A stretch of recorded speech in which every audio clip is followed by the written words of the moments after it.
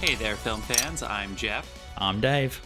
And I'm John, and welcome back to The Love of Cinema, a pod in which we'll challenge one another to discuss movies, both new and old, with a strictly positive critical eye. That's right, and to avoid any lazy negativity, we are making this a drinking game. It's a drinking game! Yeah, to avoid negative criticism, anytime somebody says something negative or stupid about a film, we're going to make that person drink and drink often. They're going to hear this lovely sound, which means we're drinking. It means you at home listening along, you could drink along with us and see just how it is we get through a full episode of one of these things. So pour yourself a glass or six, join us and give it up for the films we love and perhaps the films that need some love. Mm-hmm. Yeah. Yes. Well, we are going to be looking at 3 films specifically from the film year 1955, which was chosen by our random year generator in the age of COVID-19. Love in the age of COVID-19. Aren't we all? But first... No, we're not. Let's send it over to John for some quick shout-outs. Shout-outs, as always. We want to give it up for our beer sponsor. I don't think you guys have picked up his beers yet. You need to hit him up. His name is Carlos Barroso. Go get those beers, you guys. Drink them up. You can give him a follow I'd have to go on the subway. I know. It's so dangerous. Yeah, you're right. It's not yet, Carlos, but one day very soon, and they're going to tell me how delicious they are. His name is Carlos Barroso. You can find him on Instagram. The handle is cbarroso bar 2019. That is CBARROZOBAR 2019. And as always, the music you hear on this episode and every single motherfucking episode is provided by the artist Dasein. That's Dasein, Dasein. You can find all the music for free downloads on soundcloud.com/Dasein-artist. Jeff, I forgot to get a beer. I'm going to get a beer while you talk to us. You son of a jerk. You son of a jerk. What the what's hell? Your first day? He doesn't know the rules? Oh my gosh, it's like his first day. It's like walking out on stage without your microphone. And Carlos, just so you know, I just bought an SUV, so all those beers, I have space for them. Don't you worry, all right? I'm going to take them. I'm going to go right to Dave's. I'm going to drop off a very small amount of them, and then I'm going to take the rest with me, and I cannot wait. Oh my gosh, people, we are going to talk about the year 1955 in film, which has a couple very notable films. Very, very notable films that you've heard of, one of which you probably noticed in the episode title. But first, we are going to do our usual send it around the horn for a very quick round of what you've been watching and perhaps any news you'd like to share. Why don't we start with Dave? Sure. I finally caved and it came out and I watched Enola Holmes. I was so close. How was it? I was so close to watching it last night. It is just quirky, fourth wall breaking fun. Yeah. Like she's talking to the camera a lot of the way through it. There's some great little asides. I feel like she's sidestepped into a semi-action hero role just with ease. Like this is 11. You're talking about 11. Right? Millie Bobby Brown, yeah. Yeah, cool. Yeah, and I've been heading through second season of 12 Monkeys this week as well. Oh, cool. It's starting to get a little confusing. Yeah. Good. Any news? Because you depressed us last week when you mentioned Regal was shutting down. Well, inversely to that, I got a survey in the email. You probably got it as well from AMC. And they're basically, it was what would make you come and see this movie and that movie. And it was all the options that they're considering, like, $5 movies for a new release or free popcorn. Everybody, let's go on and say, would you say free porn? Would you say? Let's. I did not. I said everybody popcorn. fill out $5 tickets. We'll go back. Go ahead. Let's do it. Yeah. And the other one was like, I think it was like see 2 movies, see a third one free. No, $5 movie sounds better. Okay, yeah. And who knows? Maybe AMC is considering some alternate options. Not that that's going to help them in New York because still boards on the door. All right. Wow. Well, John, what about you? I was pretty inspired with Martin Scorsese last week, so I watched Goodfellas, which I don't think I've seen that in like at least 5 or 6 or 7 years. It was a long time since I rewatched that one. Best opening line in movies, do you think? For as long as I can remember, I wanted to be a gangster. Super fucking captivating with the music coming in right after and everything. I mean, yeah. I use that line and I play trivia every week with a group of friends, and I like doing audio rounds with famous movie lines, and everyone knew that one. So you might be right. Yeah. Kept going with the gangster thing. At some point this week, I watched American Gangster.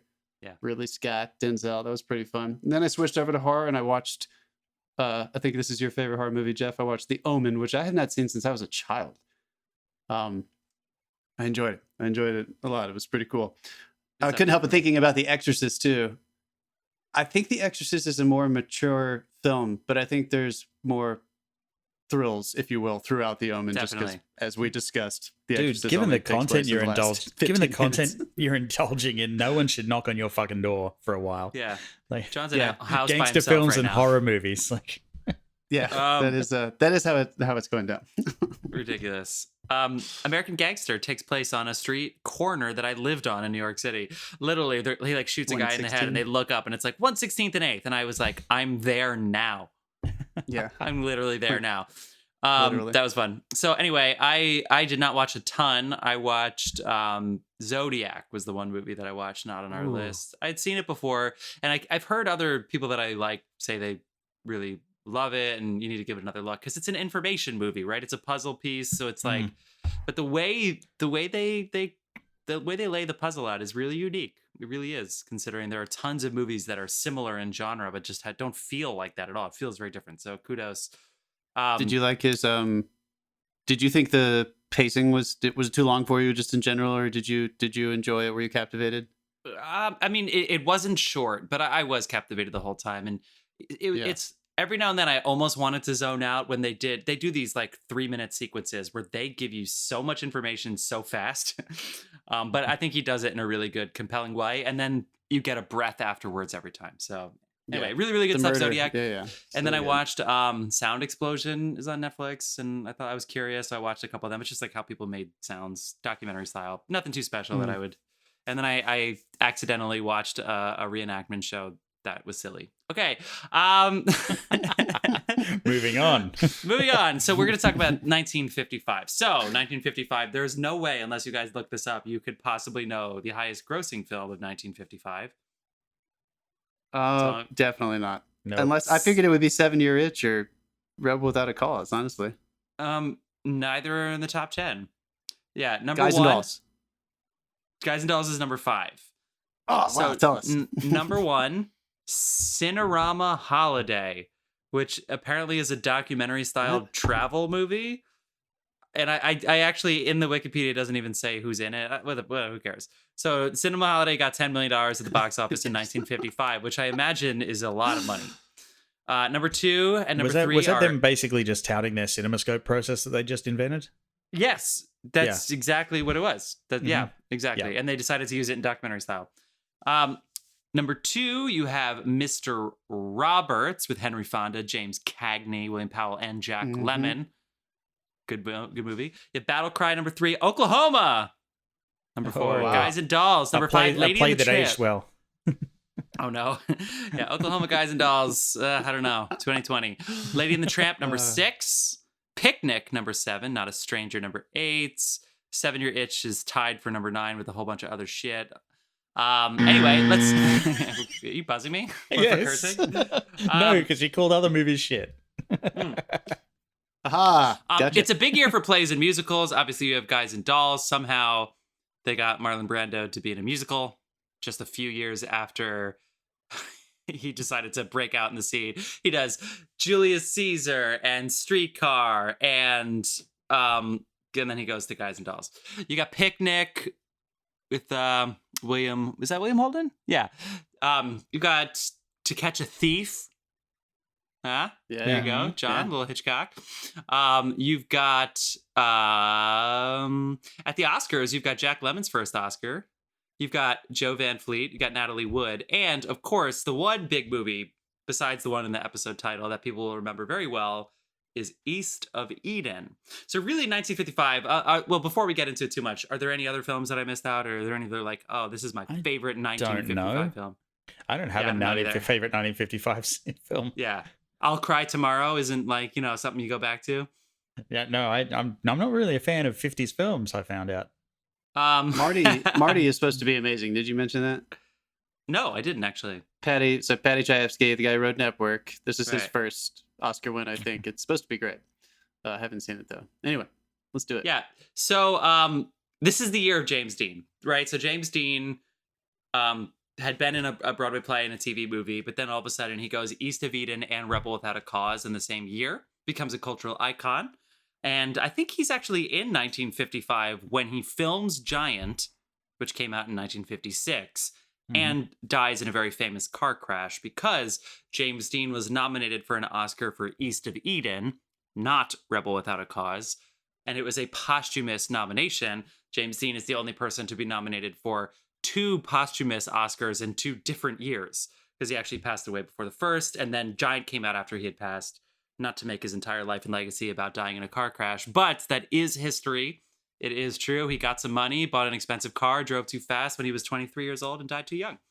But to segue into the films that we are going to be discussing. So it is the year of James Dean. We thought about East of Eden. John's seen it and read the book. We decided we didn't want him to get too highbrow on our fucking drinking podcast.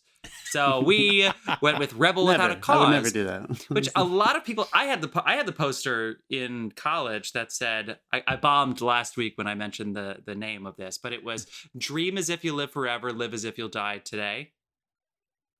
Yeah. And that actually is not a quote from Rebel Without a Cause, although I was waiting for them to say it the whole time. It's just, I guess, a line that he had said. But a lot of times you use the iconic image of him in the white t-shirt and the red jacket that he wears in this film on the poster. And also, culturally, we'll talk a little bit more about Rebel, but it's a film that aged well over the years as teens, especially in the post-World War II era, whose parents were literal war heroes, the quote-unquote greatest generation who came back, and the teens trying to live up to their legacy, basically. This was a calling cry from culture that is similar to The Graduates or to... Easy Rider? Easy Rider, exactly. So that 1967 year, this is basically like the precursor. That 1955, that like half generation ahead felt similarly about Rebel Without a Cause. Very happy to look at it with you guys. I call it West Side Story Los Angeles. That's Rebel Without a Cause. And then we're going to do, trying to think about what to do. We thought about To Catch a Thief, Hitchcock, but sometimes we like to use this platform to introduce people to new great movies that there's no way you would ever come across if not listening to this. So you two convinced me to do Les Diaboliques, which is a French film from 1955, which is really fucking good movie. Spoiler. So I really hope you give it a listen because it's on Prime, and we're going to talk about that second. And then our final film, if you know our podcast HBO Max. format. Oh, sorry, HBO Max. Our final film, if you know our format, is usually a film that needs redeeming, whether it's from IMDb or Rotten Tomatoes, that has poor critical reviews, but we think could use a second look. And we decided to put ourselves through The Bride of the Monster, which is an Ed Wood Jr. movie. This is our first Ed Wood movie. I'm excited to talk about it. If you've seen Johnny Depp's film Ed Wood from the 90s, directed by Tim Burton, winning Martin Landau an Oscar, that Ed Wood... That guy, the worst director in history, supposedly. Yeah, with Boris Karloff of Dracula fame in his second to last film, and I think this movie might have done it. I think you should join us, guys. Best, if you don't want to watch, listeners, make sure you join, and I think we're gonna have a lot of fun trying to redeem that movie. So, Rebel Without a Cause, Les Diaboliques, and then our redemption film, Was It Really That Bad?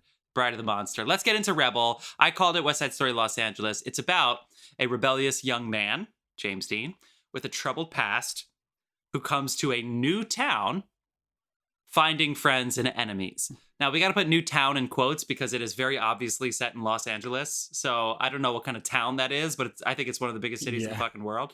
A very, very famous planetarium scene, if you know the LA Planetarium. It's in La La Land, obviously, but that's a reference back to Rebel Without a Cause. A knife fight, chicken with the car. If you've ever seen two people race a car towards a cliff, that comes from Rebel Without a Cause. So there are a lot of iconic moments in this film. But it's basically, as I said, about James Dean having a troubled relationship with his parents. He was troubled in his old school, gets kicked out of the school before we start here. He's starting at a new school and doesn't want any trouble, but he gets picked on and it leads into crazy situations. Who wants to go first? I'll leave it at that. Let me ask my usual question. Has everyone seen this movie before, and I think Jeff, you already talked about it. When was the last time we saw it? Most recent rewatch. Jeff, Dave, have you ever seen this? First time for me, and I also introduced I bought the X's back this week, but it's the X's represent the inappropriate 50s shit meter. So every time some inappropriate 50s shit I noticed, happens. Last week in Stay Hungry, I X. noticed the X's didn't make it to the Stay Hungry redemption. Yeah, I would have broken my fucking X key. Wait. All right, so hit us with it. What was your... Wait, let me ask you a question too. How popular is the police station?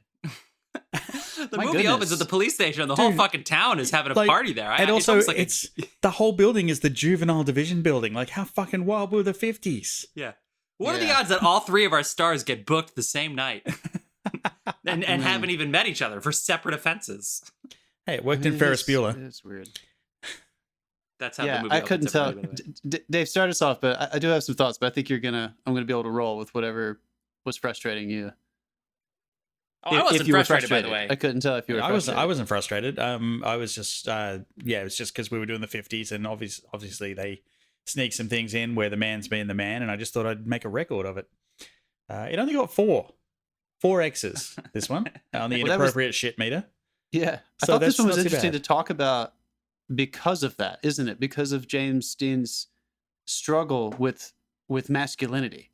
And what he thought, James Dean in real life probably as well, from the stuff that we've learned about him since his early passing, but his character in this, he's struggling with a father who, in James Dean's character's eyes, does not have the status in his household or in life. Yeah. And that James Dean's trying to figure out what his version of a man will be. And I thought it was really interesting because you see him with his dynamics with Natalie Wood and Sal Mineo, and he doesn't seem what I might think of as a 50s version of manly. He doesn't seem feminine either, but he seems very comfortable being in between. And I thought it was cool that they set him up against the father figure and the police officers as a young man who is having trouble not being more manly. So I thought it was really weird that this came out in the middle of the 50s when I don't know if they thought about it this way when they went in then, but I know for me, coming at it as a contemporary audience member, I was kind of expecting to see some stuff like you're talking about, like, okay, this is going to be a little weird and uncomfortable. And then this movie is very specifically commenting on that. Yeah. And how these young people, you're right, Jeff, I wonder if a lot of it has to do with that. Are these young people ever going to live up to what a lot of their fathers had to do, which was kill fucking Nazis in a war? I mean, this generation grew up like right after that. I know I personally have thought a lot about that. Like, I used to often wonder, like, do my grandfathers, do they have less respect for me because I've never gone to war, or are they happier that I've never had to do that before? Like, is that like a sign of manhood? Or I think that's the best part about that generation, if you want to call them the greatest generation, which obviously we know now had other things going on, including racism, et cetera, et cetera, et cetera. But they were heroes and they did not want their next generation to go to war. Now, of course, when Vietnam comes up, they got tested and everybody caved, but they didn't talk about it. And the reason they didn't talk about it is because they didn't want their children to idolize violence the way that they, you know what I mean? Like my grandpa was a vet, and I had other family members that were vets, and we had to beg them for information because they did not want that to be a part of society, if that made sense. Dave, what do you think, dude? Like, sorry if I cut you off, but like, no, it's fine. Were you marinating on that kind of stuff too? Like the masculinity issues, like inappropriate man stuff in the 50s movies? I was a little bit. That's why I threw in the inappropriate 50s shit meter, because I was expecting a lot of toxic masculinity stuff, and I was very surprised to come out the other end with only a 4 on this one. And it was self-aware, but it was a little exploitative a couple times, for sure. Yeah, but not very much. I did find the beginning really just a little bit all over. It bounces around and you're not really sure what it's going to be. It wasn't until pretty much about the knife fight at the observatory that it settled down into a narrative for me, and I actually started to get sucked into it. Before that, it was just bouncing around. It's like, here's James Dean doing this, here's James Dean doing that. It didn't. But the one thing that did get me was the fucking left turn in the police station. Like where they hit him? Yeah. No. I wrote that down. Yeah. Where they're interviewing the other kid, John. It's the first line. And it's like, yeah, go ahead. Yeah, we're easing into the story, and suddenly, John, can you tell me why you killed those puppies? Yeah, out of Oh, yeah. nowhere. I was like, It's holy like- shit, I don't even know who yeah. John is. And the award for fucking left turns goes to. It's like- Yeah. and Out of that nowhere. that got my attention. I was like, okay, Yeah. there's going to be something happening here. Like this is, and it was a great Chekhov's lead. puppy It was killer. It was like the perfect lead in for that character. It like I also thought- immediately you're like, what's going on there? Yeah, I I mean the forgot it was drama him. is real, right? I think we have to say this out loud too, just in case anyone is thinking about watching this. I thought it was also poignant, not because the thing I was making, but what Dave is saying right now.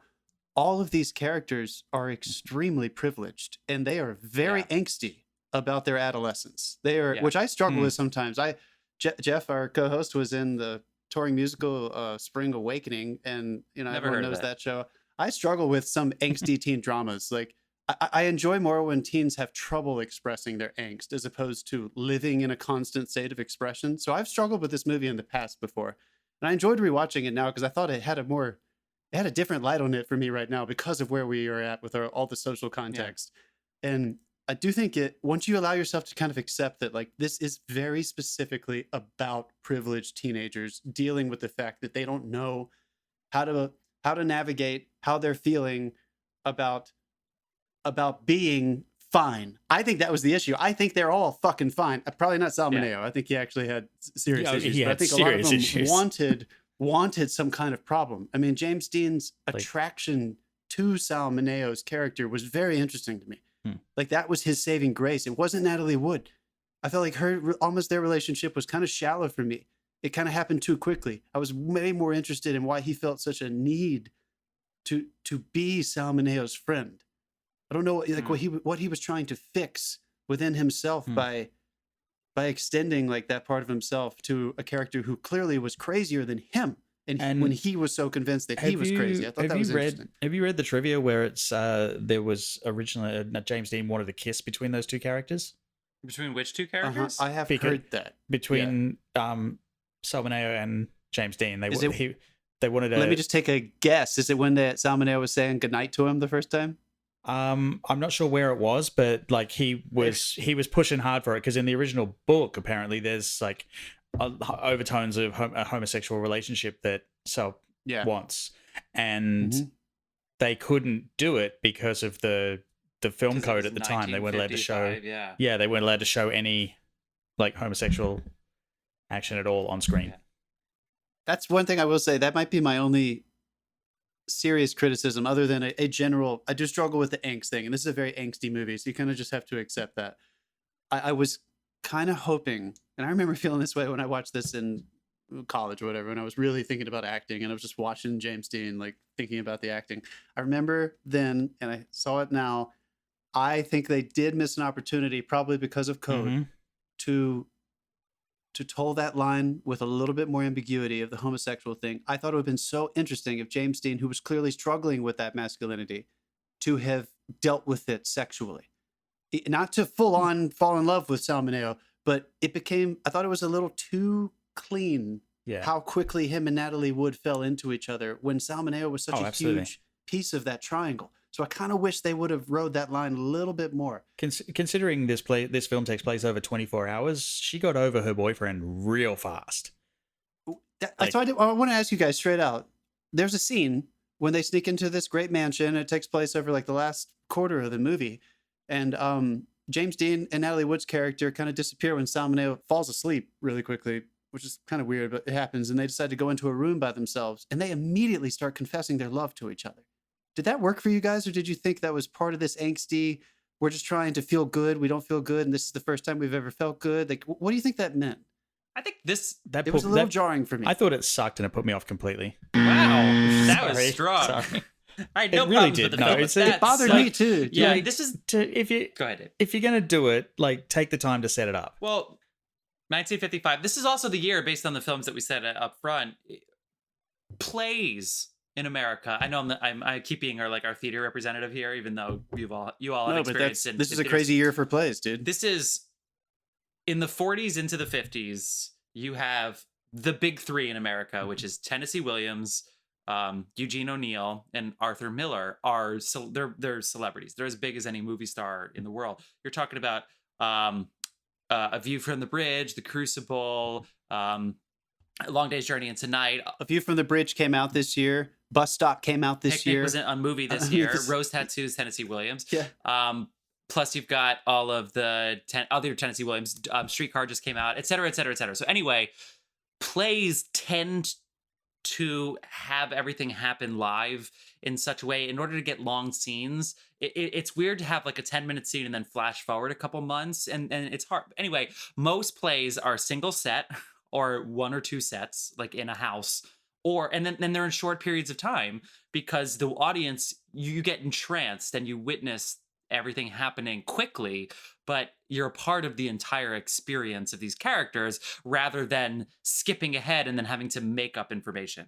I saw this movie, as I said before, about West Side Story, which is also a 24-hour story that's ridiculous, that Tony says maybe there's something, meets somebody, falls in love, has I guess consensual sex, and then within it wants to elope, and she's 14, and this is what we decide is like the romance. I mean it goes back to Romeo and Juliet, the same thing. So yes, I did think that was crazy, but to me the forced daddy issues was more.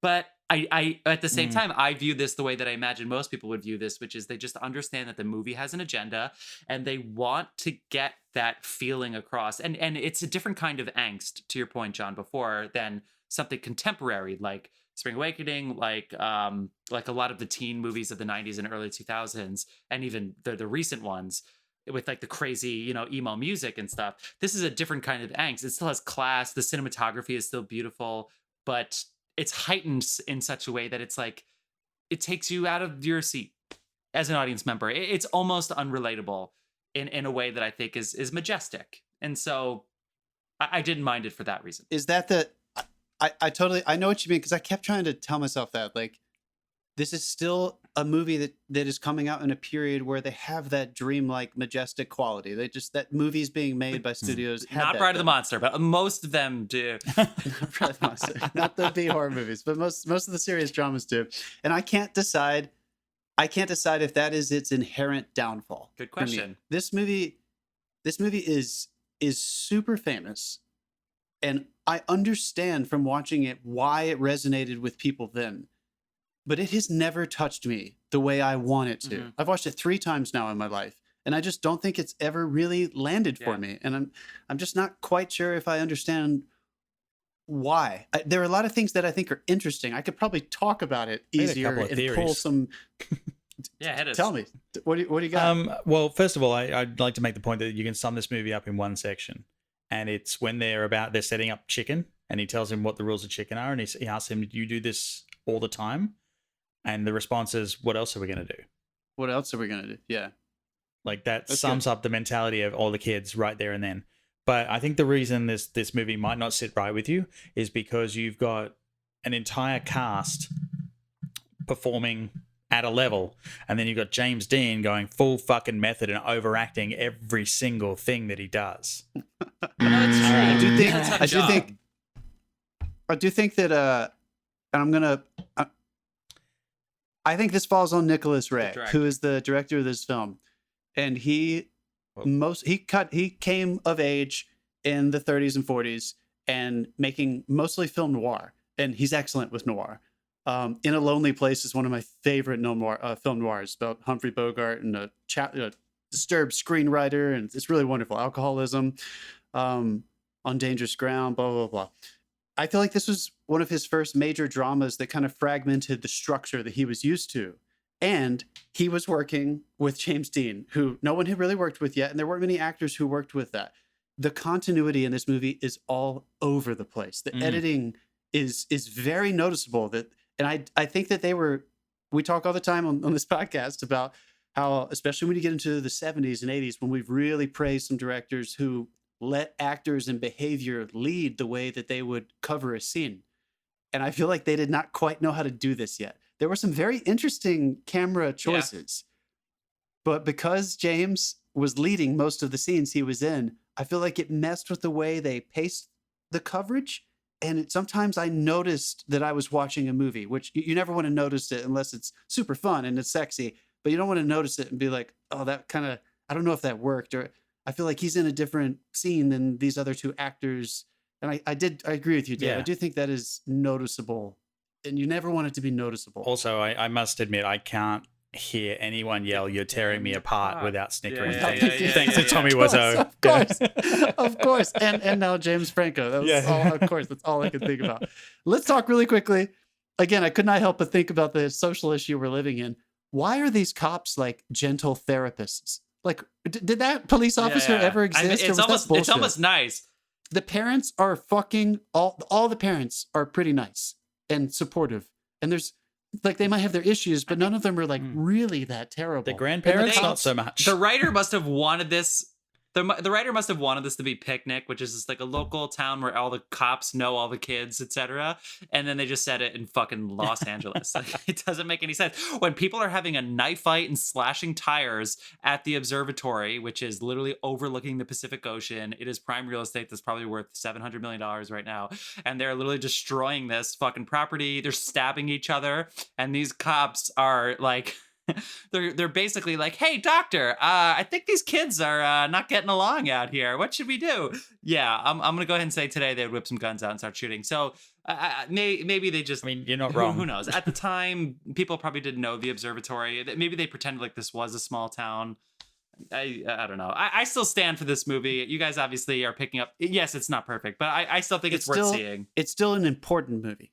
I think people should watch this movie. Yeah, it's I think worth, it brings up a lot of issues. To say and he does have he does have cool charisma. So I said the daddy issues thing and the overacting to you, Dave, is 100% true. But at the same time, how many times can you call your family a zoo and yell at your dad? And your dad's sitting there like, bro, I can't tell you. I can't just give you like bullshit contextual stuff. I don't know. The family thing just wasn't perfect. For me, it wasn't like it wasn't so much that he was overacting. It was that everyone else wasn't. And that's what made it really stand out. But then sometimes he pulled it back, and he was fine. And the kids didn't know what to do with him. I mean, Dennis Hopper's in there, and there's an anecdote. I listened to an audiobook called I forget. It was all the bad boys. It was Hopper. It was Brando, Jack Nicholson. I think a lot of them lived near each other on Mulholland Drive. Bad Boys, they had, Mulholland Drive. Natalie Wood. They had let's just say they had wild like sex parties and stuff. It's true. It's 100% true. Natalie Wood included because she was a child star too. Like they would just have like 10 people over, champagne, jacuzzis, yada yada yada. But anyway, Dennis Hopper is a small role in this. And when he saw James Dean, he like went up to him and he was like, "Who the fuck are you? Like, what are you trying to do here?" Because James Dean was just clearly on his own plane. And so, sometimes we like that. Like Tiger Woods in a movie with Sergio Garcia, like Tiger might do some shit that might be whatever. You know what I mean? Like sometimes we want to see the person stand out. And yes, it's tough for the movie to keep up. A lot of the Brando movies in this time period, with the exception of the famous ones, a lot of them, similar thing. They couldn't hang. They couldn't figure out the right percentage. They couldn't figure out the math of how do you let this guy just go, but also have a coherent Sometimes movie. it works because people maybe were unexpected. These, as Jeff said, these movies came out so close together. All three of his major feature films. Yeah. He had done some television. He had done some movies of the week. A lot of television, yeah. But he basically shot all these movies back to back, and then they came out within 2 years of each other. And the difference between his performance in this, and not just what James Dean did, but the way they captured it, the way it's presented, and the issues we're talking about, versus what I think is a nearly perfect performance in Giant, because of how he's captured in that movie. He's doing a lot of similar stuff, but it just works there. I don't know if George Stevens, who directed it, understood it. I don't know if Rock Hudson and Liz Taylor understood what they were working with in a different way, if there was more breathing room. But it's not distracting in that movie the way it's a little distracting for me in this movie, because I do agree with you, Dave. I don't think anyone is in the same world with him. And while I could understand Nicholas Ray and the producer saying, that's perfect, because this guy isn't in the same world as anybody else, it ended up being a little, I don't know, I feel like I'm broken record. It kind of played into the angsty thing for me. And I don't know if it serviced the story. I felt like I kept hitting that note over and over and over again. And I got it in the first scene because he's brilliant in the first scene. I got it. You know what I mean? Yeah. I mean, Brando screen tested for this, and this is after On the Waterfront. And technically, Brando was still like only around 30. So I know in On the Waterfront, he looks 45. So the fact of he would be playing a teenager, clearly they went in the right direction with the young person. But they wanted Reckless, and they got Reckless. And did the movie suffer a little bit for it? Yes, but it's also historically significant because Mm. of it. You know what I mean? Its greatest asset is its greatest It's fault. important. I want to use that word because I think that is the only word I can come away with it. You might Yeah. not love this movie, but you need to see this movie. It brought up mental illness in a way that had never been normalized before under Yeah. code, like Dave was Sal talking Mineo about. was nominated for Both an of them Oscar are clear. because All of that, three of them are basically. clearly struggling with it. Sal Mineo's the most violent of them, but James Dean had hurt somebody before they moved to this town, so that was important. For the joking though, for the method acting, I did want to laugh about this with you guys. That scene when he parks the car in the middle of the movie and Natalie Wood is outside waiting for him. This is in a little like backyard drive between their houses in this suburb. James Dean crawls all over every plant. Did you guys notice that? He's in the tree. At one point, he's in the shrub. He's in the back of the car. He just turns away from the camera. He's like every single place he's not supposed to be. And they clearly just like, all right, James, freeze. And they just move the camera so that they can like cover him in this weird ass brush that he chose to swim around in. I don't know. It was killing me. It was just, I was like, wow, this guy is not trained the same way anyone else in this place is trained. It was so obvious. Or he'd pop some LSD just before that, and he loved the feel of the trees, so he was just doing the rounds. Possible. It felt like that, honestly. I feel like he's always touching, which is Stella Adler. Just to give a little shout out, she often, a lot of her work is dealt with tactile stuff. So Brando and James Dean, they're often touching things. De Niro, they're holding crap, even out of frame. Like it was just so, you could see the work, but I don't think people wanted to see the work then, but we could see it now and we could praise it. Anyway. Yeah. Okay, so we should wrap this up. If you want to see Natalie Wood yell at her dad because he won't kiss her on the mouth when she's 16, you should definitely see this movie. Although, did you guys notice that it is subtle when that flag is going up? I don't know if it's McCarthyism stuff going on, but like there's a flag raising where they stop to watch the flag, and you can tell there's cynicism in there. for You can sure. tell For a second, it is not, I thought I was back not at the Greece 40s too. anymore. The flag raises and they All right, from the Dave. insignia really quickly. I don't think we can leave this really quickly without, we have to talk about Natalie Wood for just a couple minutes. We didn't talk about her at all. Okay. I don't think, what did you guys think about her character? I love Natalie Wood as an actor. I'm very, Splendor in the Grass fucked me up when I saw that too young. Yeah, she's great. She's They wonderful. They overdid the daddy issues. Was it just that though? Or I felt like the daddy issues, I thought that was more interesting to me though than what they did with her in the latter half of the movie when she was falling in love with James Dean. I thought they were going to do something different. I thought she was going to break at some point. I actually felt like she was falling in love with James Dean. I thought she was just falling in love with sensitivity because she wasn't getting that anywhere else. And she realized she'd been looking for people to behave a certain way. And like, she shouldn't try so hard. Like it's out there and she'll find she does it have that eventually. in that scene that we talked about that I don't really like. I did really like that line. I've been waiting for someone to love me. And now that I love someone else, I find it so easy. Like whatever it was. I thought that was a good line. Yeah. But Yeah. I saw it. Also West Side Story. Very West Side Story, yes. This I don't came know. out Dave, first. what did you think? Dave, what do you think? Did you I mean, like her character? I thought it was it was a bit of a coming of age for her because like I can only imagine that is something that like young girls would have to deal with where they hit a certain age and like suddenly it's not okay for the dad to be giving them a kiss on the side of the mouth or something, like because you would do that to your kid, like a young kid, not even think about it, but once that kid is 15 or 16, it's like that's a whole different thing in society's eyes. Yeah. Once the kid has boobs, I don't know about kissing on the mouth. I wanted more of her point of view. Anything? That's the last thing I'll say. I mean, that's fair. But I didn't have any of her point of view. I feel like it was a little bit of her journey, of like that was where a lot of her angst came from. It's like trying to deal with that suddenly going away. Mm-hmm. Yeah. Anyway, You're right. I just thought we should mention it. I wanted a little bit more of her point of view. Anyway, let's do it. As always, people, go and get on the Facebook page and tell us what you think. If you think This is also on HBO Max, in right? a rewatch that Yes.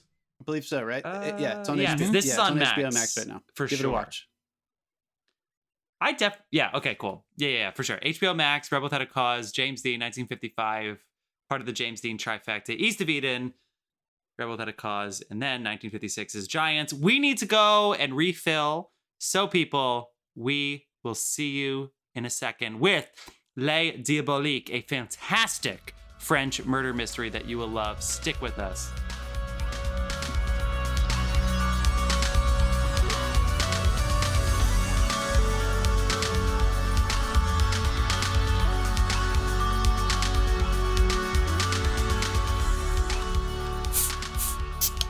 Hey, we're back! We're back. We're back, baby.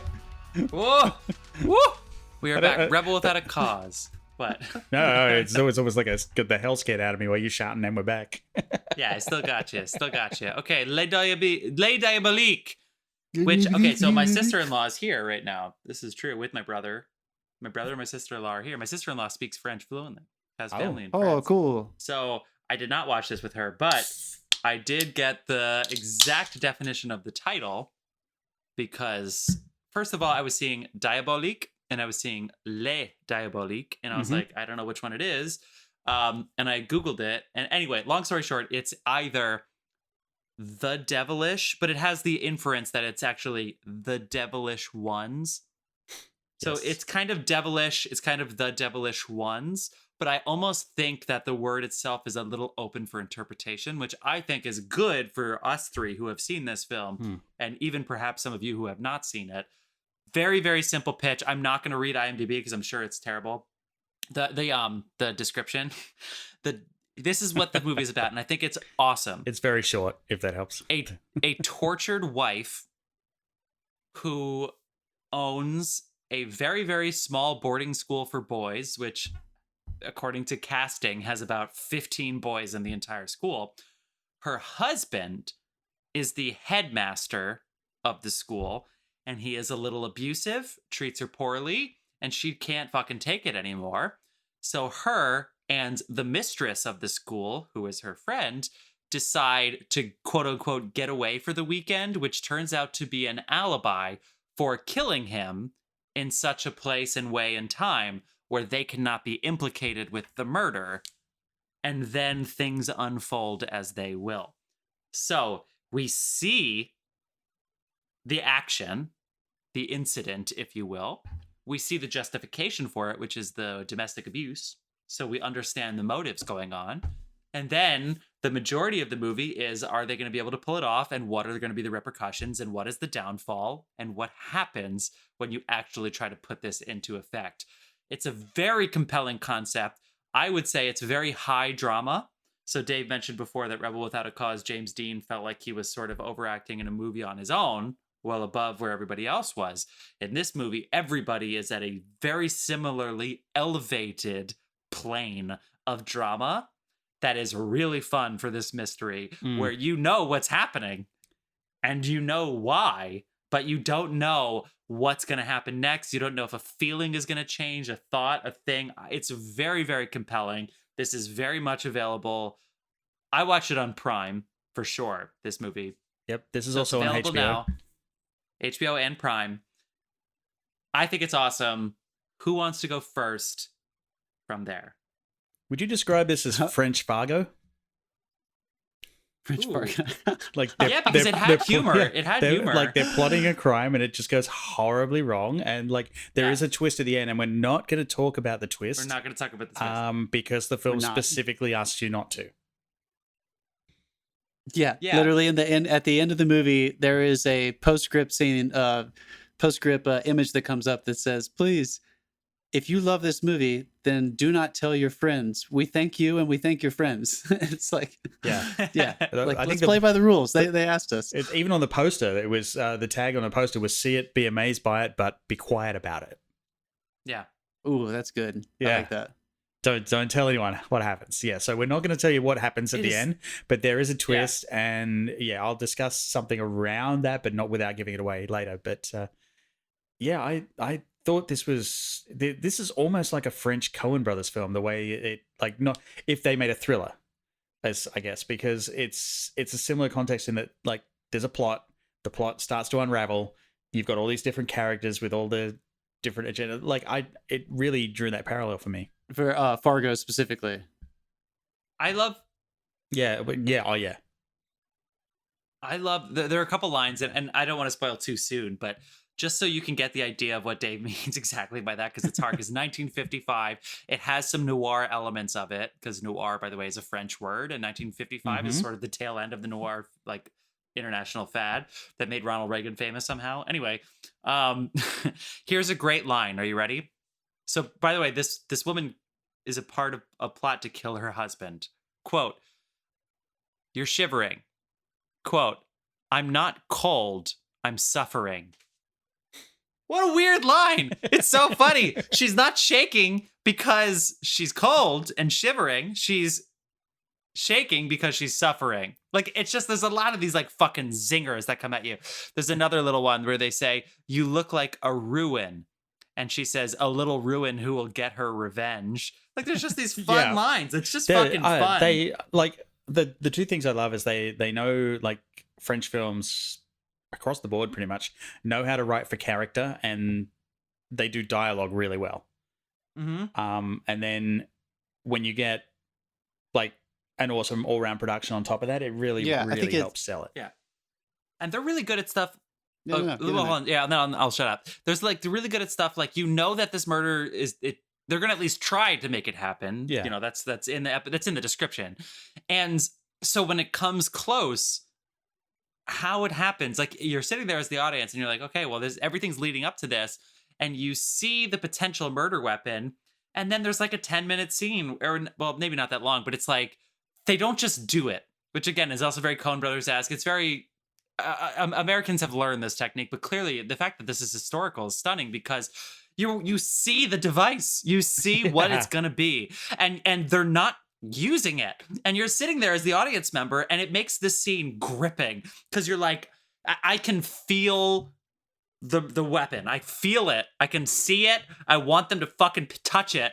And it's just, they keep circling it, and brilliant staging and brilliant blocking and the emotion, and they're in an argument, and I'm like, can they just do this already? It's like, it's really fucking fun. Okay, I'm gonna stop gushing. John? I mean, I totally agree. I think this is what you said, Dave, about writing good dialogue for character. Again, we were talking about how a lot of cinema in this time period kind of gets away with writing more dreamlike, cinematic, theatrical, romantic dialogue, if you will. I guess romantic is probably the best style description. And I think the reason it works in a movie that is very well made, well directed, versus something that still is technically in like a horror, suspense, thriller genre, like the movie we'll talk about next, is that there is a sincerity behind the camera to let these actors work within this genre.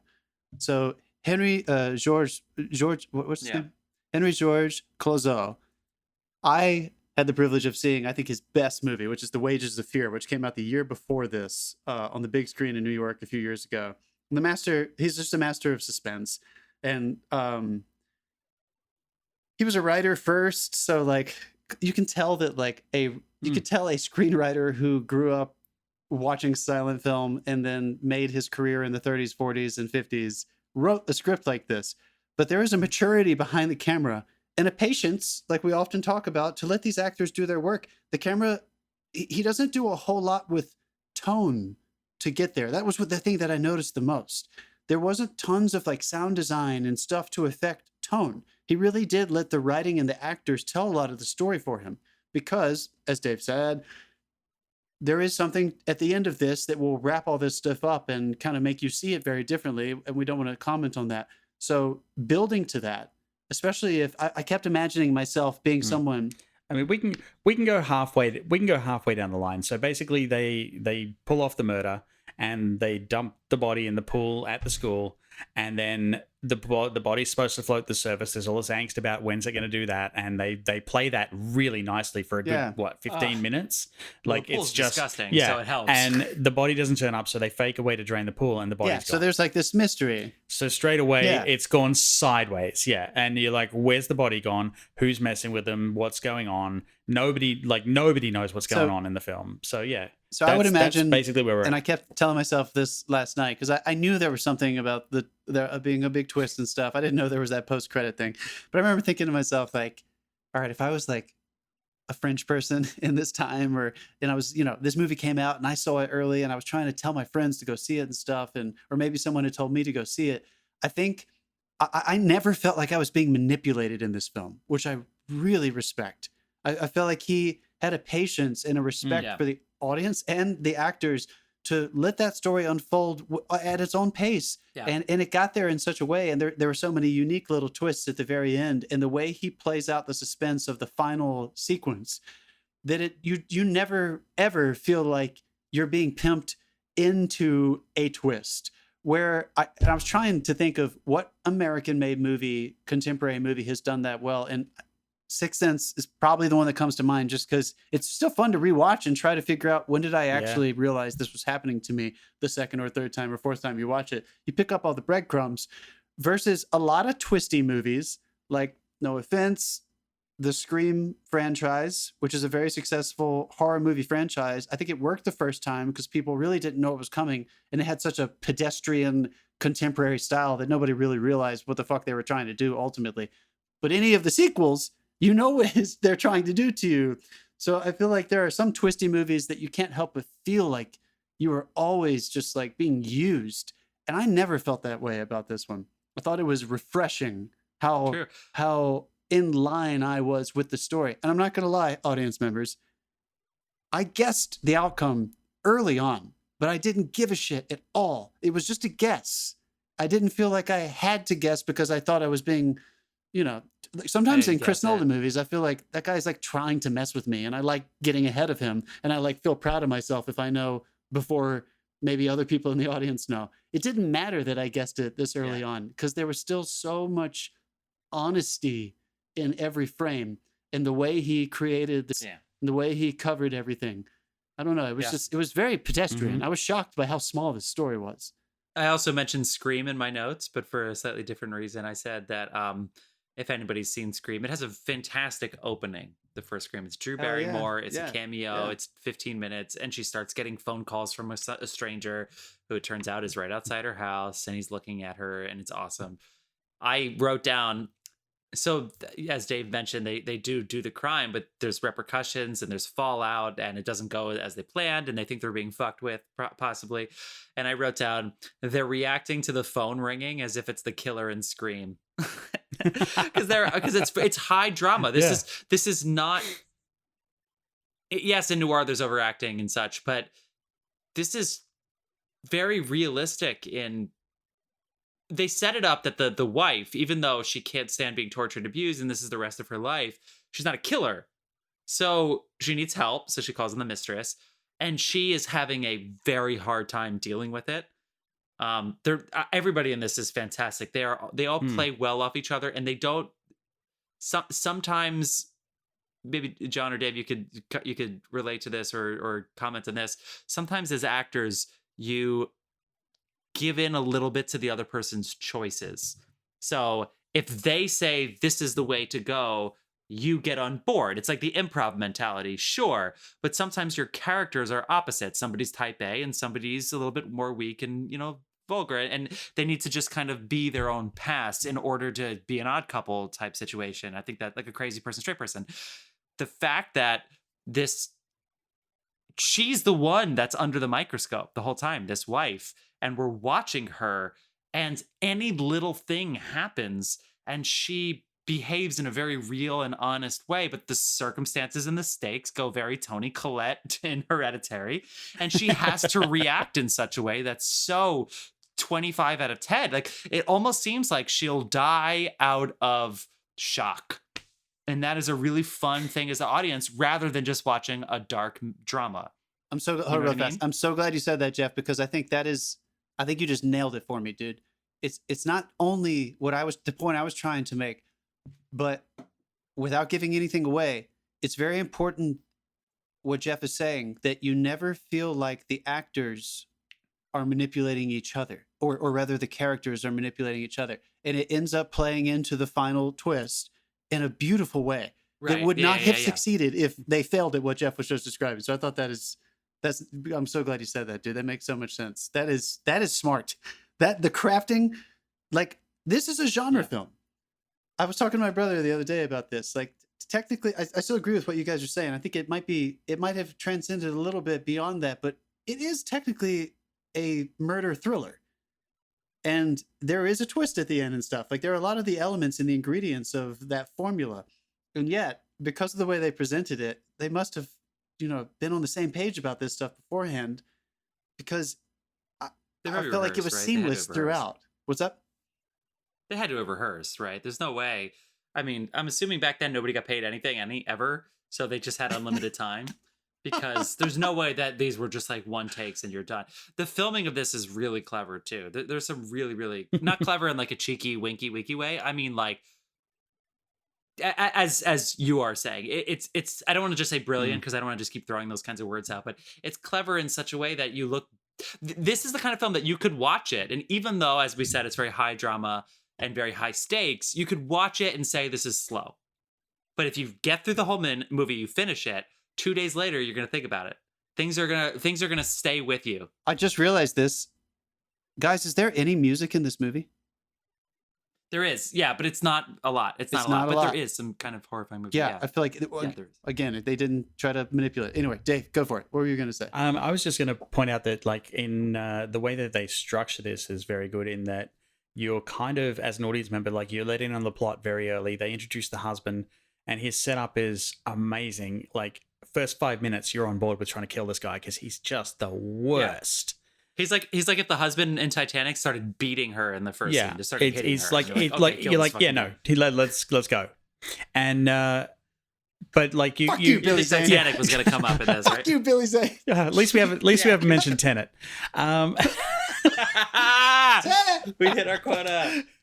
So, like, then you go to the house, and you've got the upstairs neighbors who they're trying to distract, and of course. Like, oh my god, that's so like so basically good. You're kept on the edge of your seat because it's like they're in this weird relationship where the wife and the mistress are negotiating together, and then it's like they're at the house and they're going to commit the crime, but they need to distract the neighbors, but the bathtub's making noise, and this guy's like writing letters and stuff, and it's like he's writing in the exact time the bath made noise, and then they go back, like they're on their way back, and they've got the guy in like a cane box, and a guy tries to get in the back of the car, and there's water everywhere, and like we actually paused the film at this point and had a discussion about how there's just too much shit has gone wrong for them to get away with this. Right. Like we got suckered in completely to what was going on. Also with us, there's just, like witnesses, and it just like once they get back and they finally do the dump, and it's like after that then things keep turning up, and you're like, what's going on? It's like it flips it on its head about a third of the way through. Like, once the crime's committed, all of a sudden it's like, are they going to get caught? And then, wait a minute, what's this extra thing? Because, like, weird things start happening. Which is genius because, again, without giving anything away, how to say this without giving anything away, that plays into maintaining a very particular and important point of view of one of the characters that will end up being the most important. Yes. And it was moments like that where I kept thinking the same thing, Dave. And I was like, why do I feel more uncomfortable than both of these characters should feel? And I don't feel like they both are sharing the weight of this uncomfortability. That's not a word. You know what I mean? Yeah. Discomfort. It's audio format. It's anything's a word if people understand what you mean. I thought the Coen Brothers reference there, that was good. When you said that, I immediately thought of The Neighbors. There was still room for some humor with the children, some definitely humor from the supporting teachers. Those two gentlemen were very, very funny without being like slapstick funny. Like they just seemed like, again, it was so pedestrian. They seemed like teachers that would have worked at a school at like that level. The poor little kid that's constantly being sent to stand in the corner. That little boy. Yeah. Oh my god, it just fucking shoots a slingshot into the window. Wait, we need to remind everybody. Sorry, John. Just for your visual representation. 80% of this movie takes place in a very old, kind of creepy boarding school with a pool outside where the body was dumped. The body was dumped in the pool in front of this boarding school. Most of the boarding school that is where the film is set. So if you want to picture, it's so easy to go back to a single set place. We talked about this with plays. And yes, the crime happens in a hotel, but there's really only two major set pieces. There's a couple other excursions that go on elsewhere, and you see a little bit, but like as far as us going back and rethinking the movie, it's so easy to revisualize because it seems so simple. I remember the rooms. I remember what they were wearing. I remember the lighting. But also those rooms had such great art direction in them that every one of them had their own character. It's unbelievable how horror and suspense can be done so differently on this movie and our next fucking movie. Like, it's so crazy. Guys, I can't wait to talk about that because it was a perfect juxtaposition for me. I in the break, audience members, I was talking to these dudes about like, guys, we can't reveal the twist. When did we say that recently? What movie were we talking about? I'm not sure if it's this one, but I am reminiscing now on our conversation about The Devil's Backbone, also Yeah. taking place at an orphanage. I school thought that's kind of similar because of the situation. orphanage. Yeah. Yeah, and similar kind of quality of I never felt like very patient, very sincere cinematic cinematography and storytelling. Yeah. And then it earns a final sequence where they go in close and they find Yeah. the suspense and they start using more horrific elements, but only because you can't take it anymore. And the character and you have finally lined up with your point of view. And they did it so patiently that it revealed itself organically and emotionally as opposed to a horror movie. So honestly, IMDb, it's almost a little frustrating that I think it qualifies this. Let me look it up really quick just to be sure. What does it say does it say drama/horror? It says crime, drama, horror. I think they Not a should horror take movie. the horror away Yeah, from I'm it. with you. Because it's not a horror movie. And I think No. it gets built on HBO Max right now. And just in case anybody's wondering if they want to go have some fun, it's in the horror section. And I thought that was a little misleading because you shouldn't have that expectation for a movie like this. It's going to do something interesting that is not quite horror. Right. There's suspense elements and drama, but it's more about emotional weaving and lies. It's Yeah. about deceit and desperation and Yeah. murder. I don't know. It's And the thing, liked the it a thing lot, that though. I, was really the thing glad that I watched loved as well, like when you finally get to the end and there's the twist, and then you get right to the end, and then there's just a single scene that makes you think, was there a twist on the twist? And then it fades to black. We're Yeah. done. That's good. It's like it Yes. just leaves you just that little bit of guess right at the end. yeah. Yeah, which again, ultimately is like, it did not feel like a device to me because if you were on board throughout that Yeah. point and you make it to the last line of the movie, you start to realize, oh, I understand how I'm supposed to feel about all of these characters now, which Yeah. is something. But for me, it unique. was I one mean, of that could. For me, it was one of those moments where you lean forward and go, "Oh shit, he just messed with my head." And Like, I threw my hand up. I was like, Yeah. "Fuck yeah!" I was like, yes, dude, that is awesome. Yeah. I literally gave a cheer by myself. I was like, yeah, All right. watch this Well, movie. Yeah. Watch this. We actually packed a decent amount of that conversation here without giving too much away. Really, we really highly recommend this movie. It's on HBO Max and it's on Amazon Prime for free. It's called Diabolique. It's just go watch it. It's fucking awesome. Watch the whole thing. for all three of us. For all three of us. Yeah, I All three actually, of us I feel guessing. like we actually had such a even conversation going back and forth that we actually never got the gush because the second we would have gotten No. it, we passed it along. Good for us. My finger was on the trigger. Yeah, my for finger sure. was on the I trigger. literally said I'm gonna stop gushing as you were like, no, what about our gimmick? Anyway, Yeah. friends, it's time for us to move on. We are aware that Halloween is coming up, and so we are going to be a little bit more Halloween centric for next Ooh, week. For this yes. next week podcast, we'll see what year comes out, and we're gonna hope that we can choose something a little, well, seasonal. We'll say. I don't know if there's no Halloween movie, fine, but maybe something suspenseful, something thrilling. But it is time for us to enter the random year generator's bowels. I don't know. Go ahead, Dave. I'm feeling Let's see the what 90s. happens. Oh, that's Give got to me be 90s. uncomfortable.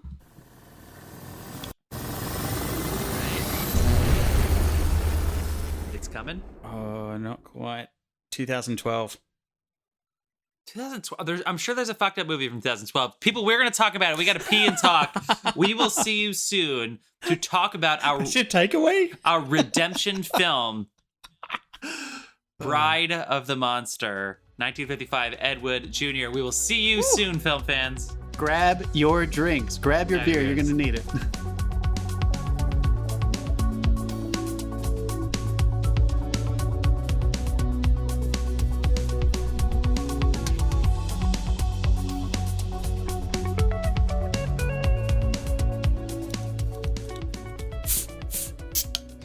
People, we are back. Yes, we are. Back. Welcome back. We just talked a lot about films from 2012. Find out which ones we are going to do on next week's podcast. And I will let you all know now, all three films we've chosen are available on streaming platforms, depending on whether or not you pay for the subscription fees, but no rentals, assuming you have good cable and otherwise packages. Let us move on. Our final film from 1955 in our redemption segment, or was it really that bad, is The Bride of the Monster. Now This in is- color. Now in color. Now in color. This is very much available on Roku TV, which is where I saw it with commercials, which made the 1 hour and 9 minute movie longer, but it's still great. And it is written and directed by Ed Wood Jr.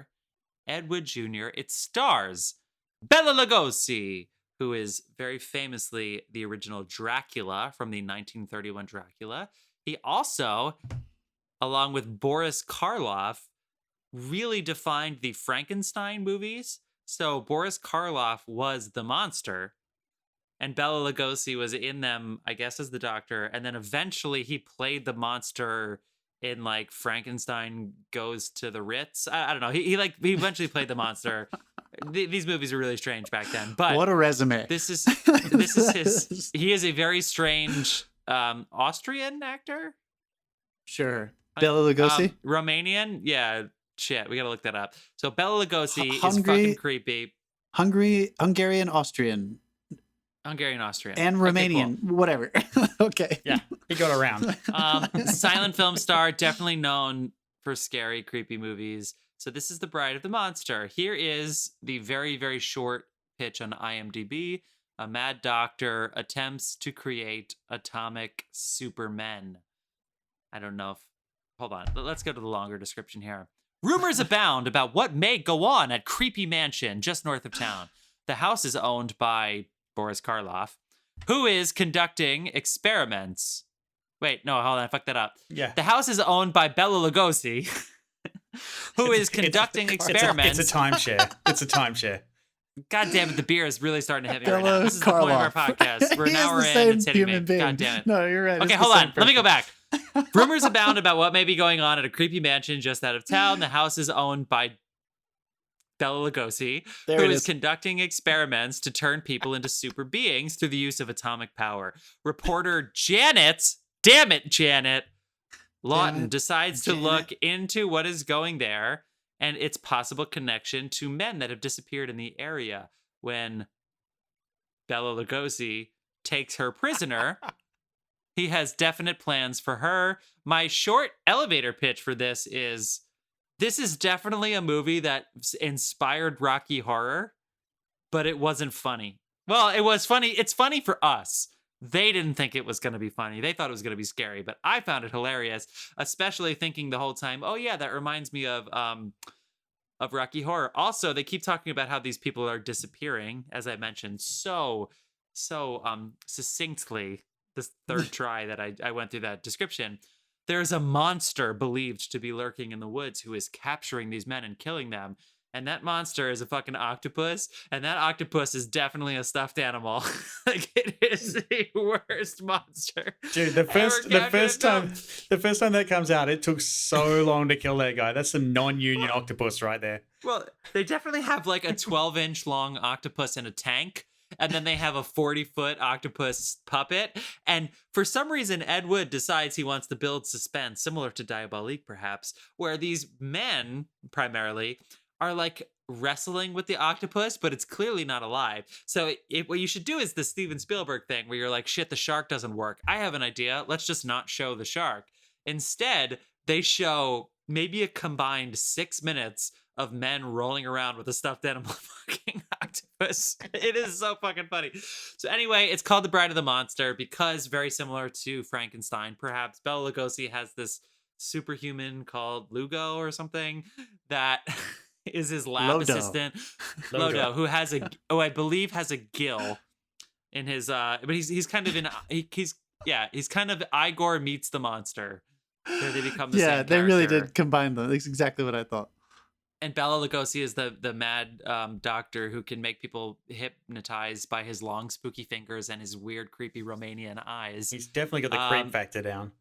He definitely has the creep. Yeah, this guy has a career in being a creep. So anyway, it's a super weird, fun, just ridiculous 1955, I guess, horror movie played by the guy Johnny Depp eventually played in a movie. Who wants to go first? Who wants to take it? How have you not buzzed us yet, Dave? I don't know what you're doing over there. You go first. Dave, what did you think first? Did you see at the beginning, like the opening credits where they credited the directors of photography? And I searched everywhere and I could not find why there were two directors of photography on this. The only thing I can think of is they're crediting whatever stock footage company they bought all the fucking stock footage they used in this film from. Yeah. Yeah. Yeah. This is a movie. It is still fun. I still had a fun. decent time watching it. It was fun. It's terrible, but it's fun. But this is a movie where, like, even if you have never seen a camera in real life, been on a film set in real life, or have any idea how a movie is made, you cannot help but notice the problems with the filmmaking. Like, everything that can go wrong goes wrong in this movie. As we were laughing about the props and the way they use this fucking octopus is awful. The continuity is all over the place. The writing is terrible. Okay. I hope we got 2 beers open there, John. Oh my God, I'm drunk. I didn't, but I think the charm of this movie and why I think everybody found Ed Wood so endearing is that none of it bothered me. Yeah, like same. I think I was more Yeah. frustrated. I think I was a little more frustrated. Not frustrated might not be the right word, but I think I found this movie a little bit more endearing than 13 Ghosts, where I was like, what's happening in 13 Ghosts? It just didn't feel like they were in the same movie. I feel like Absolutely. everyone involved in this movie knew they were making one of the worst movies ever made. And they were like, as long as we keep it under an hour 10, I think we'll be okay. I don't even know Bela who was buzzing Lugosi- for that. Bela Lugosi did this weird, like when he was watching somebody be fed to the monster. You know how in Austin Horror, when they do the laugh, Austin Powers, when they do the laugh and they have like cycles with like, ha ha ha ha ha ha. Bela Lugosi did that like 8 times, but I think it was supposed to be unironic. He kept turning to Ludo and he was like, ha ha ha ha, look, that person's being eaten by an octopus. And then he turned back. I wonder if Bela Lugosi thought he was doing multiple takes, but it was actually the same take. You know what I mean? Like usually, Yes, like, I bet you he thought they were going to take the best one, because he did the exact same gesture like 6 times in a row. It was really strange. That's what I'm saying. There's so Also- many things like that. Also, There's an octopus and an alligator. So there's 2 different monsters, and each time a man. It's usually a man, except and for the rubber Janet, snake. who's the Don't one- forget the rubber snake. And oh my god, the terrible rubber snake. Who, by the way, Ludo like smacks with a branch. Lodo! It's very clearly not in that coverage. Ludo. whatever his name is. Ludo's the Yeah. guy, the thing from Labyrinth. Oh shit, yeah, you're right. sorry. Oh god. Yeah. Anyway, so there's a alligator and then a snake an and an octopus, and octopus. both times they're getting like close to this monster. They pull out these guns and they fire 45 shots from these guns. They're literally like, shoot, turn to octopus, turn back to guy, shoot, and they're like clearly like 6 loaders from the 50s, and these guys are just fucking firing rounds of shots. Lodo, Apparently yeah. not. How hitting a many single gunshots time. does It is Lodo so take ridiculous. at point blank? This guy gets shot so many times. He takes Yeah. it point blank range. Also, Bela Lugosi turns on him so fast. Bela Lugosi immediately, he's like, Lodo, what are you doing? Like within seconds. So it's all about the monster. Like, the thing I will give this credit for is that they keep talking about the monster, and at first you think it's the Frankenstein monster. So then you realize halfway through, or not halfway through, you realize pretty quickly it's this giant octopus that's killing people. And then at the end of the movie, or throughout the movie, you realize Bela Lugosi is actually trying to make monsters for soldiers and stuff. So at the end of this movie, the twist is that Lodo rescues the girl from being transformed into the monster, and he puts Bela Lugosi in there, and Bela Lugosi becomes the monster. And to Very show that Rocky he has Horror, yeah. become the monster, Bela Lugosi jumps off of the table he's lying on after the procedure, and he has giant platform shoes on so that he's Yeah. taller than Lodo, like foot-high platform boots. I thought that was fucking ridiculous. At the very end of this movie, I think my favorite shitty filmmaking technique in this whole movie is at the very end. Yeah, I'll drink. At the very end of this movie, we've heard the word atomic like 6 or 7 times throughout this movie. So we know something serious is happening with atomic energy. A lightning strike. There's a storm that never ceases over this mansion, by the way. It never goes away. It's always thunderstorming. There is a lightning strike that strikes Bela Lugosi and the monster, the octopus, at the very end, and you see them catch on fire. Like, it's not an explosion, they just catch on fire. And then it cuts away to the people looking at it, and it cuts back, and they use stock footage of an atomic bomb explosion. Bela Lugosi's death is a mushroom cloud. Dude, It's a mushroom if you tried to make this movie today, you'd never be able to afford the stock footage budget. All the My, stock footage was incredible. But I watched this in the house on the main TV, and my brother saw maybe 4 minutes of this, and all he said, the only words he spoke were, "Now we got snakes. Lots of divergent plot points here." Now we got snakes. Like, that's your takeaway? I just want to say, like, we've given a lot of shit. There's but I do want to say, whoever did the colorization of this was spot on, phenomenal. Whoever colored it afterwards, because it was I shot watched it in black and white. It was shot in black and white, but like, and yeah, when I watched it, I watched the colored version. They colored it. Me too. And so yeah, whoever did that did a fantastic job. Good However, for them. and I know we like to introduce these little drinking games for people who are watching them. So your drinking game for this week is, if you can't understand what they're saying, neither could the person doing the subtitles. Drink every time you see the word indistinct. I watched the subtitles too. Every time Me you see too. the word I couldn't indistinct pop up. That's the This No, movie opens. drink every viewers, time a person just has a fucking parrot on their shoulder and they don't mention it. What the fuck is The up with the guy bird? had a- Unbelievable. The guy had a bird on his Bird. shoulder. The captain, the acting is awful. I don't even blame the actors, because I don't think they knew what they were doing within each scene. I don't think they knew what it was supposed to feel like. The cutting together of like that, and that the police captain is a perfect example. That nothing makes sense whenever they are inside the police department. But to you, Dave, what you're talking about, it happens early on, folks. This movie opens with 2 hunters that are lost in a rainstorm around this mansion in this swamp. I'm not kidding. You can't understand a single line of dialogue that comes out of their mouth. I could not understand what was happening. The at beginning. subtitles great. literally say indistinct. It's Like, Indistinct. even the person making them cannot understand what the fuck they're saying. Although and I the will rain say- is so ridiculous. It's like they upsided a bucket of water. Like, I mean, it's so awesome. the rain is intense. I will give my award for the week to the redemption movie goes to the people who die by octopus attack in this movie. Yeah. Give it They work for it. 150%, Yeah. dude. This giant octopus prop has 1 or 2 tentacles that are clearly being moved by wires. The rest Yeah. is done by the actors. They're rolling around in the tentacles, screaming their heads off. And it is fucking hilarious. So there are moments like that where you laugh and you have fun and you think this is ridiculous, and it's harmless. It's an hour and 8 minutes. I mean, Oh. also, we should touch on cinematography. If you love super smooth panning shots, this movie is not for you. Not for you. If you love a wide they were like, there was 1 camera angle in his laboratory. Yeah, There was except for when he's one sitting on angle. what about when he's sitting on the bed with her? I'm like, would it kill you to do a fucking answering shot? I spent 2 minutes looking at the back of Lugosi's head. And then it cuts in for no reason at all. Yeah, I to mean, his I understand why eyes, they were yeah. doing it. The very affected close up of the eyes. And then I was like, okay, that's cool. And then they do that classic horror movie technique where they darken everything around him, Mm. but the light doesn't change in the room. When it cuts out to the Guys. light coverage, All right, nothing but- has changed at all. Okay, so then we get about, I want to say 2/3 of the way through, and one of his colleagues has shown up, and it gets a little touchy because his colleague's shown up from the old country, and suddenly someone drops the words "master race," and Yeah, Master I'm Race is I'm spoken. like, whoa, hang on, someone just said "master race," and 30 seconds later, no, it's okay, he's dead. The octopus beanbag got him. Also, it was a scientist with a German accent. Another Rocky Horror reference for sure. He really oh even my God, resembled Dr. Dave. Scott.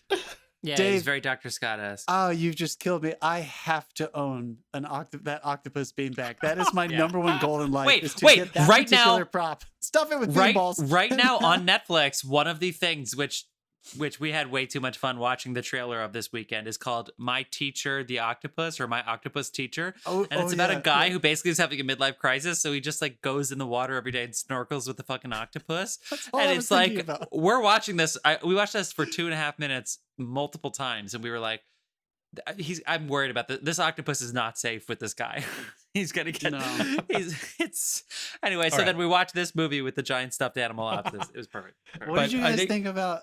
Go, Dave. No, Go, no, go, you go. I've got this. Is What did you think about out of nowhere for no reason at all? This is a scientist who's up until this point has at least been pretending to be a scientist, and then he starts manipulating the woman with his hands, and This he's a is the exact magician or note it had. hypnosis. It's like, wait, I'm gonna summon my bride. with interpretive dance. With Yeah, the, that's the the hand exact dance, thing. yeah. I mean, and the particular choreography of the hands was incredible. Also- Because there's a moment earlier, eyes were viewers, where he huge. basically says, "You're feeling sleepy," and he like hypnotizes her, and I was like, Yeah. whatever. And he like raises his hand in such a way that you're like, creepy. okay, I guess His she was Dracula drugged or fingers. something. And then when he summons her, y'all, if you just look up on YouTube, folks, just look up on Bela Lugosi summoning the bride with his hands. The particular movement he does is just, it came out of absolutely Yeah, it's like- nowhere. There was no justification for it. Oh my god! And it's also, just- they cut to his eyes, and his eyes are making a look that nobody's ever seen before. Like Bela Lugosi didn't know, like Bela Lugosi was doing like the hand thing, and he was like, "You're asleep, you're asleep," and then it cut to his eyes, that it looked like he was sawing off a leg of a living person. It was like also- wild. It's like, okay, so It's what not we're the gonna look what we're on gonna his do face. is we're gonna get a close up of him, and when he's looking at the camera, I'm gonna sneak up behind him and jam my thumb right up his butthole. That'll do it. That was the most Australian. Wait, that was the most Australian sounding thing you've ever fucking said in your life. I That's don't know not what the that's fuck not you my said. gag. That's a South Park gag. But yeah, Having a fight? Yeah. Did anybody watch the pandemic special? Let's stop talking about this movie. Did anybody watch the pandemic special? The South Park pandemic special? talk about the movie, John. Anyway, yeah. Buzz, You're buzz, right. buzz. You're right, Anyway. Peter. You're right, Peter. That was Natalie Wood. Oh my god.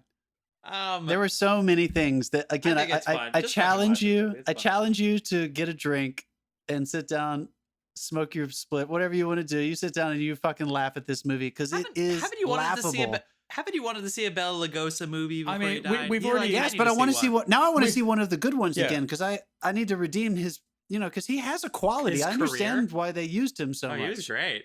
I mean, this Yeah. is like we made a reference to Tommy Wiseau earlier. Like, this is the kind of movie you can have a group of friends around with and just Yeah. piss yourself laughing at how bad it fucking Yeah. is. I mean, Do it, that is all people. I was thinking about. Was like, because as we referenced at the very beginning of this episode with Ed Wood having he is much more famous now than he was when he was making movies because of this lore that he had, and eventually Tim Burton made a movie about him starring Johnny Depp in the mid '90s.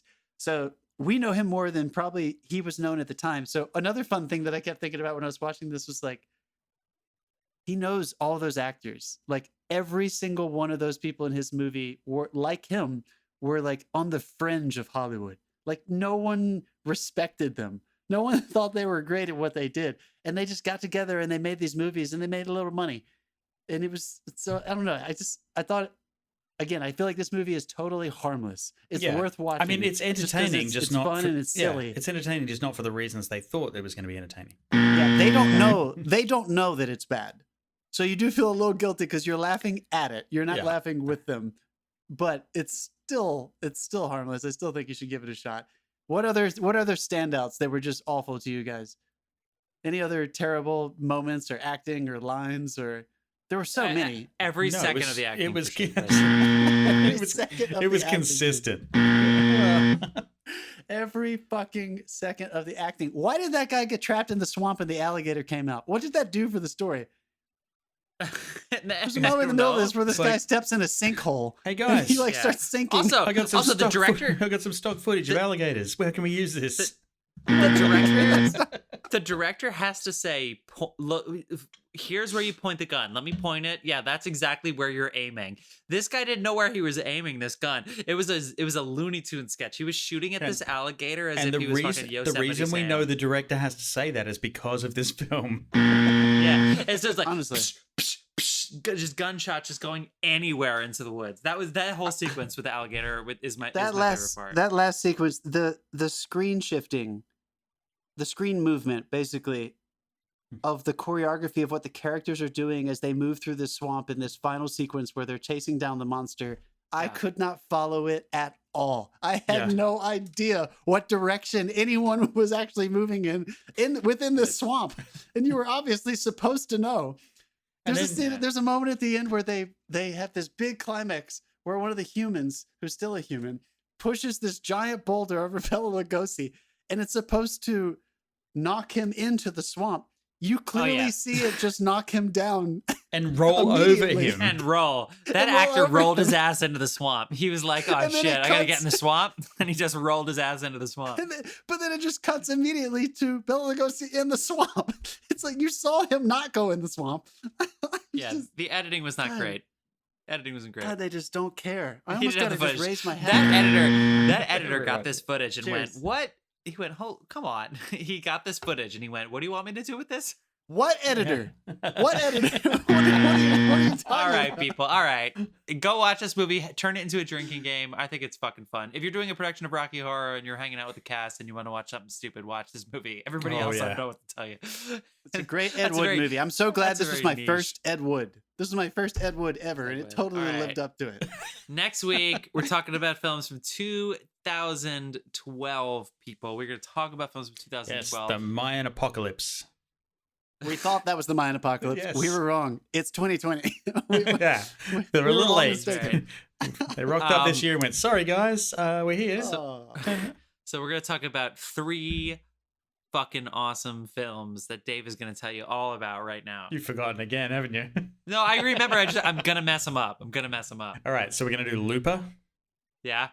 and we're going to do The Place Beyond the Pines, and we're going to finish it off with the one that's still having discussions about it on the internet today, Prometheus.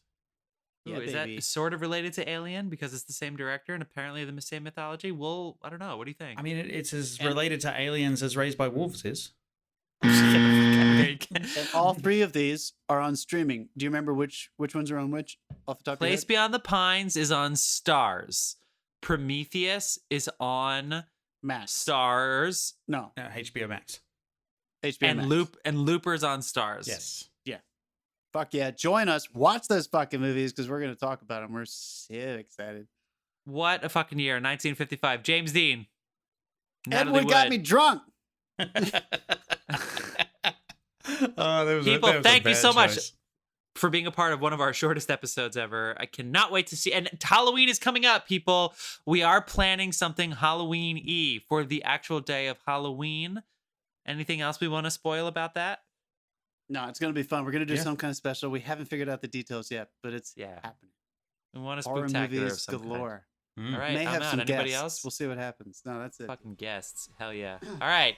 We are going to wrap this up. We will see you next week, film fans. Thanks for listening. You're our favorites. You're tearing me apart. You guys are drunk.